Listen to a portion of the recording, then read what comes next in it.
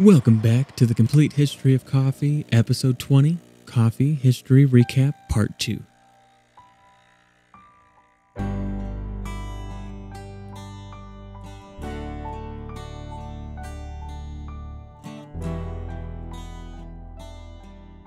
This episode, we will briefly cover everything we have talked about in coffee history thus far. I also have a coffee tasting I am very excited for. But first, I have some little treats to start the episode off. This should hopefully be a fun episode, so sit back, relax, and enjoy a cup of coffee with me as we jump into episode 20. I recently went to the largest chocolate and coffee festival in the world, so here is a little sneak peek at that. Some of the best coffee I've ever had in my life. Wow! You got the dark chocolate. What was that? What was what? Look like you got this handled. Hey! Welcome back, guys. We're literally at like the world's biggest coffee and chocolate The world's largest festival. coffee festival. We're gonna try everything. Let's go. Trying some cascara tea. It's the outside of the coffee. It's the fruit. You brew it like a tea. Yep. With your It's like pinky. a white tea. Oh my god. That is tasty though. Got some Kona coffee from the Kona Mountain in Hawaii. Your mom was saying it smells kind of burnt. Like a little bit. Just a little bit. But it smells sweet too. It's kind of like a sweet roasty. Very smooth. Very smooth. Very smooth. Oh yeah, nothing beats free coffee, right?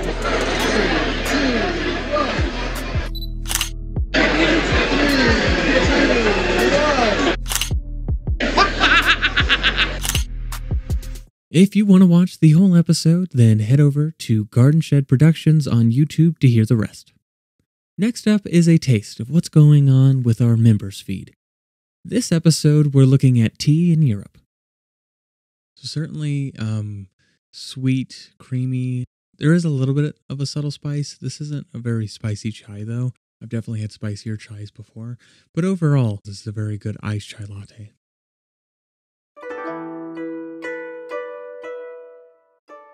We left off last time with tea in 14th century Japan.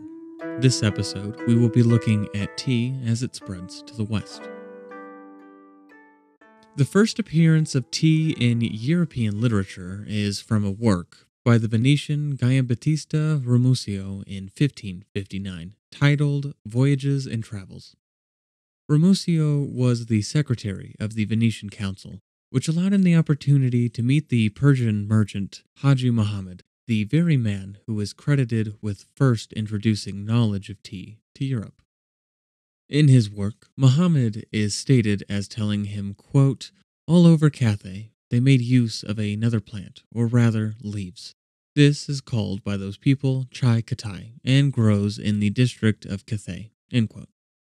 Chai Katai means literally tea of China, and the region in question is referring to Sichuan. I'd like to get a 10-piece McNugget and a bunch of the Szechuan sauce, like as much as you're allowed to give me. In 1998, they had this promotion for the Disney film Mulan, where they created a new sauce for the McNuggets called Szechuan sauce.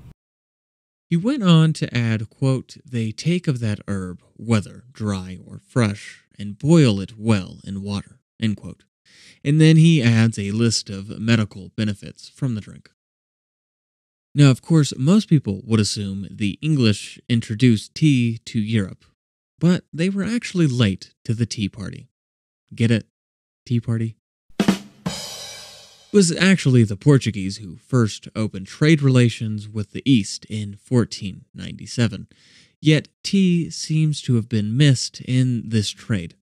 Although a missionary from Portugal did write to the King of Portugal in 1569 of, quote, "a bitter and red-colored medical drink called cha, and they are drank by wealthy people to serve for their guests," end quote.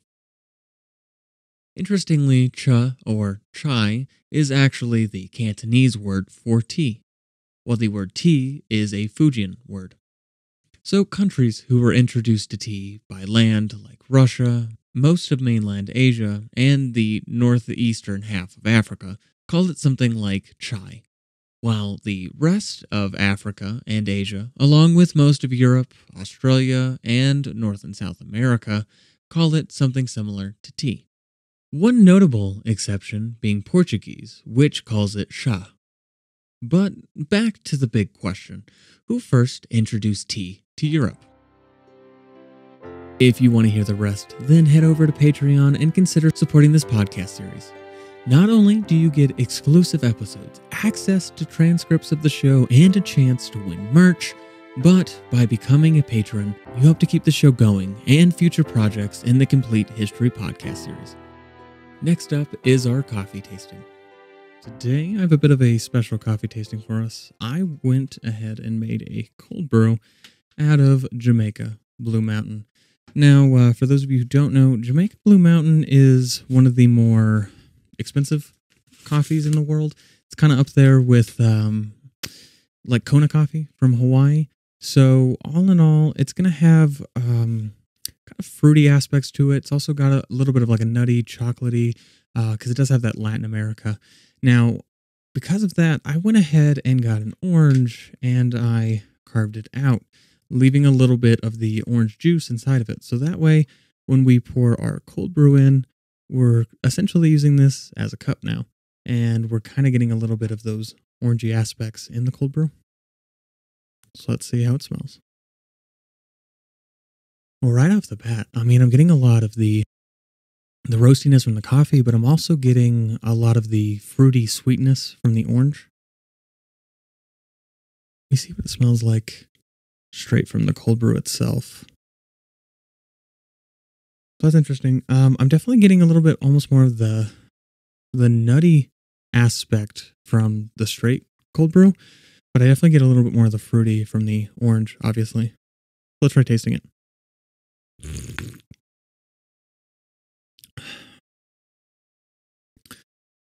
It's definitely a pretty good coffee.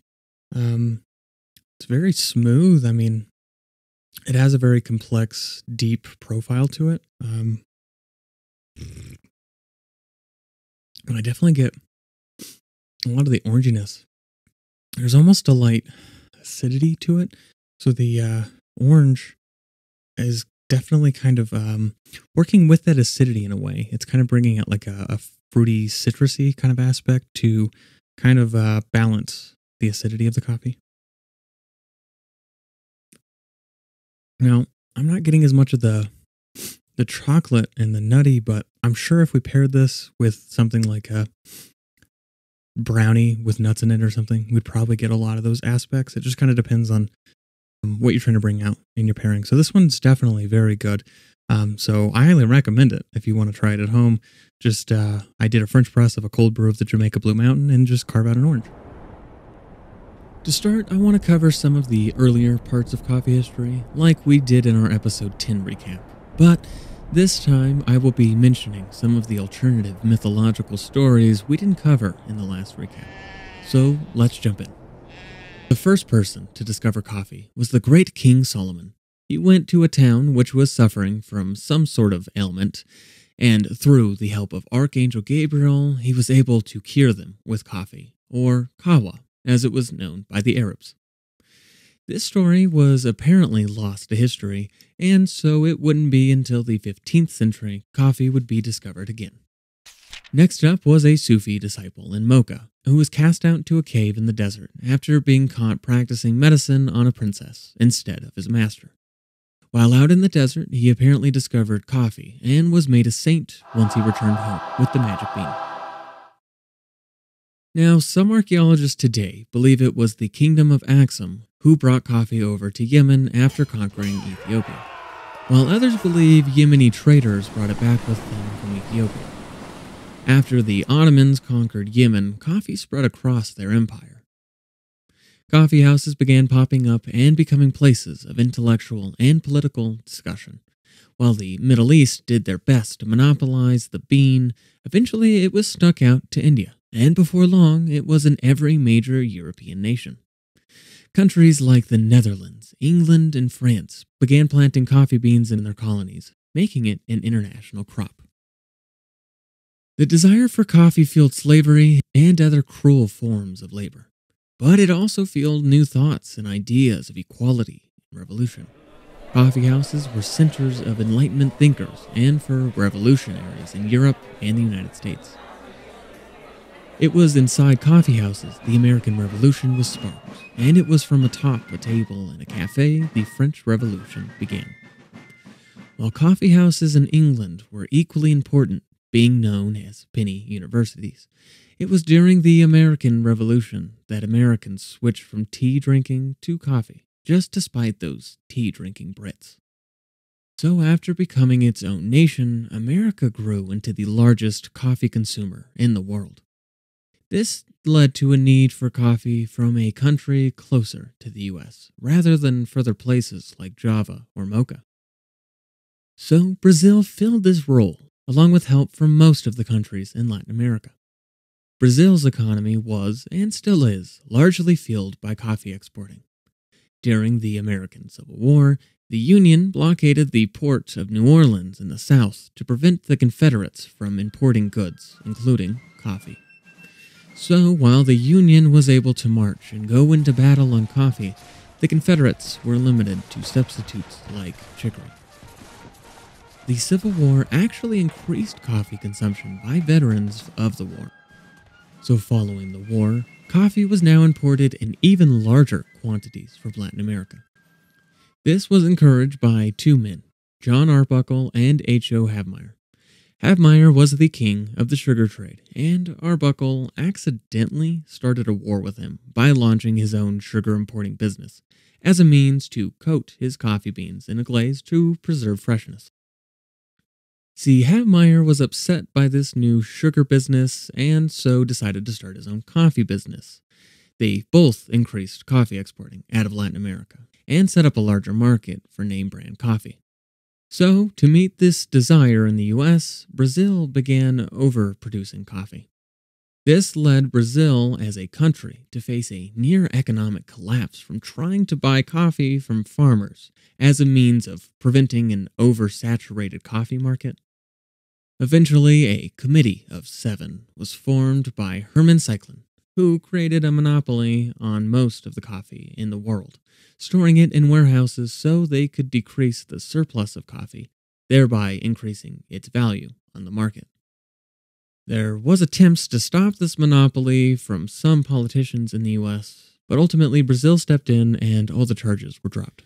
New coffee brands began to rise around this time, such as Folgers, Chase & Sanborn, and MJB. These brands faced setbacks from the Great San Francisco earthquake, but it was nothing compared to the setbacks faced as coffee began to be seen by many as a drug deal. Some people, like the creators of the cereal brand Kellogg and Post, began a war on coffee, creating cereal alternatives, and became known as the Antichrist of coffee as a result. Yet, he in fact drank coffee himself. But as in the past, coffee persevered this attempt at crushing the drink. At around this time, coffee was becoming an international crop, arriving in China, Vietnam, Laos, Thailand, and the Philippines. But a new threat to coffee also rose out of Sri Lanka shortly before this in the 1860s, coffee leaf rust. This devastating fungus has destroyed coffee all over the world. Still though, Vietnam would go on to become a large producer of coffee, but today it produces mostly Robusta beans, as they are more resilient to leaf rust. A new movement began to rise in the second half of the 19th century. It would be assisted by the First World War and encouraged by women in the coffee industry. Feminism was now a force to be reckoned with. Shortly before World War I, coffee gained its nickname, Cup of Joe, as a form of passiveness by sailors after the Secretary of the Navy, Josephus Daniels, banned alcohol. And as the world entered into the Great War, coffee was yet again key to soldiers fighting for both sides.